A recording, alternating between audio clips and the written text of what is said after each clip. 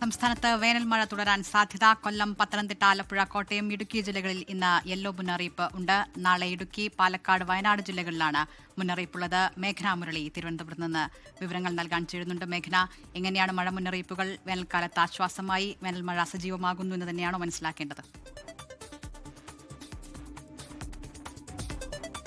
ദിൽന, നിലവിൽ പകൽ സമയത്തെ കനത്ത ചൂടിൽ ഒരു മാറ്റവുമില്ല. ഇങ്ങനെ ചൂട് തുടരുകയാണ്. പക്ഷേ താപനില കുറയും, അതിൽ വേനൽ മഴ സജീവമാകുമെന്നുള്ളതാണ് നിലവിൽ കേന്ദ്ര കാലാവസ്ഥാ വകുപ്പ് പറയുന്നത്. ഇന്ന് കൊല്ലം, പത്തനംതിട്ട, ആലപ്പുഴ, കോട്ടയം, ഇടുക്കി ജില്ലകൾക്കാണ് ശക്തമായ മഴയ്ക്കുള്ള യെല്ലോ മുന്നറിയിപ്പുള്ളത്. അതുപോലെ നാളെ ഇടുക്കി, പാലക്കാട്, വയനാട് ജില്ലകളിൽ മഴ മുന്നറിയിപ്പുണ്ട്. അങ്ങനെ മെയ് 7 വരെ വേനൽ മഴ സജീവമായിരിക്കുമെന്നുള്ളതാണ് കേന്ദ്ര കാലാവസ്ഥാ വകുപ്പ് പറയുന്നത്. അങ്ങനെ ജാഗ്രതാ നിർദ്ദേശമടക്കം എടുക്കണമെന്നുള്ള കാര്യം കൂടി പൊതുജനങ്ങൾക്കായി നിർദ്ദേശം നൽകുന്നു. പക്ഷേ നിലവിൽ സംസ്ഥാനത്തെ പല ജില്ലകളുടെയും ഒരു സാഹചര്യം എന്ന് പറയുന്നത് താപനില ഉയരുന്ന ഒരു സാഹചര്യത്തിലേക്ക് തന്നെയാണ് പോകുന്നത്. മഴ പലയിടത്തും ലഭിക്കുന്നില്ല എന്നുള്ളതാണ്. എന്തായാലും വൈകുന്നേരത്തോടു കൂടി പല ജില്ലകളിലും മഴ പെയ്യാൻ സാധ്യതയുണ്ടെന്ന് തന്നെയാണ് കേന്ദ്ര കാലാവസ്ഥാ വകുപ്പ് പറയുന്നത്. അതുപോലെ തന്നെ ഇത്തവണ കാലവർഷം നേരത്തെ എത്തുമെന്നുള്ള കാര്യം കൂടി ഒരു മുന്നറിയിപ്പായി വരുന്നുണ്ട്.